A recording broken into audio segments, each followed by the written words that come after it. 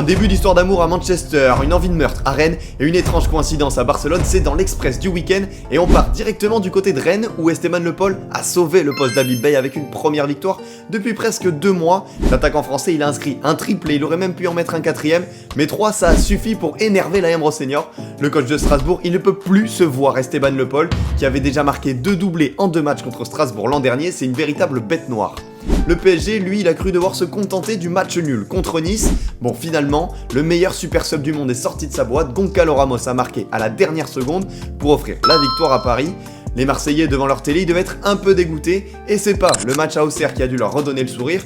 Bon, l'essentiel est là avec une victoire grâce à un but de raccro d'André Gomez, mais Auxerre a failli égaliser plusieurs fois et c'est vraiment pas rassurant parce que l'AJA est dernier de Ligue 1. Et oui, Metz n'est plus lanterne rouge après la semaine dernière où on les avait un peu enterrés. 2 victoires en 2 matchs et les voilà 17ème de Ligue 1, c'est déjà pas mal, le maintien est peut-être jouable. Sinon, sur les autres pelouses, à Brest, Hans Hatteboer était titulaire avec l'OL pour la première fois. Ça a duré 7 minutes, carton rouge et c'est à peu près tout ce qu'il y avait à voir dans ce match. C'était un peu pareil entre Toulouse et Le Havre, même s'il y a eu ce geste d'Aaron Donum.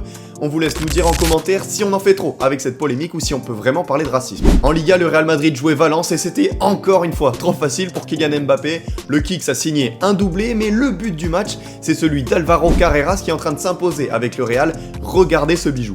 À Barcelone, Lamine Yamal est célibataire, mais il est surtout buteur pour la première fois en Liga depuis le 31 août. Simple coïncidence ou pas, je sais pas, mais en tout cas, le Barça a gagné, un nouveau but de Rashford et toujours les mêmes fragilités. En défense, ils sont toujours à 5 points du Real Madrid. En Angleterre, nouveau cauchemar débloqué pour les attaquants, jouer contre la défense d'Arsenal.